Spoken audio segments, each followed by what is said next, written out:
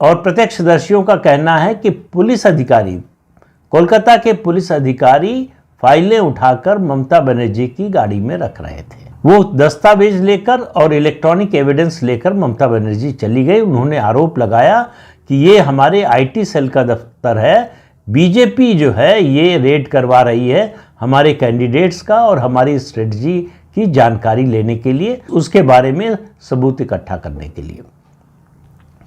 अब इसमें कितनी सच्चाई है कितनी नहीं पता नहीं, लेकिन इतना तो सच है जो सबने देखा कि एनफोर्समेंट डायरेक्टरेट की रेड चल रही थी, जो एक संवैधानिक कार्रवाई है, कानूनी कार्रवाई है। उसमें ममता बनर्जी जो पश्चिम बंगाल की मुख्यमंत्री हैं वो पहुंच गई, उसमें व्यवधान डाला, वहां से डॉक्यूमेंट लेकर गई। और डॉक्यूमेंट लेकर जाने का रेड के दौरान किसी को अधिकार नहीं है, चाहे वो मुख्यमंत्री हो चाहे देश के प्रधानमंत्री हो। लेकिन ममता बनर्जी अपने को कानून से ऊपर मानती हैं।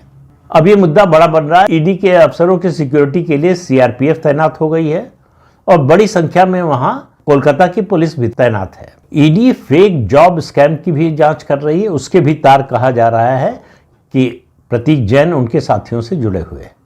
अब उनका इन्वॉल्वमेंट किस स्तर का है कि नहीं, ये तो जांच के बाद पता चलेगा। लेकिन ये आश्चर्यजनक घटना इस देश में ही हो सकती है कि एक सरकारी जांच एजेंसी जांच का काम कर रही है, उसमें व्यवधान कौन डाल रहा है? जिसके खिलाफ रेड हो रही है वो नहीं, उसमें व्यवधान डालने का काम प्रदेश की मुखिया कर रही है, सरकार की मुखिया यानी ममता बनर्जी। और सवाल यह है कि वो वहां से वो डॉक्यूमेंट किस हैसियत से लेकर गई, किस अधिकार से लेकर गई? क्या उन्होंने उन डॉक्यूमेंट्स को खोलकर देखा कि क्या है? उन्होंने आरोप तो लगा दिया ये हमारे कैंडिडेट्स की लिस्ट थी, हमारी स्ट्रेटजी के पेपर्स थे, लेकिन उसका कोई प्रमाण उनके पास नहीं है। ईडी को उनके कैंडिडेट्स की लिस्ट या दूसरी उनकी जो राजनीतिक दल की जानकारियां हैं उसमें कोई इंटरेस्ट नहीं हो सकता।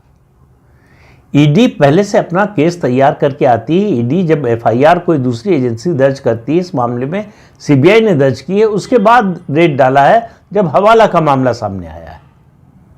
तो पश्चिम बंगाल में जो कुछ चल रहा है, दो बातें, एक भ्रष्टाचार के मामले में तृणमूल कांग्रेस कमजोर विकेट पर है, लगातार भ्रष्टाचार के मामले में गिरती जा रही, कोई मुद्दा उठा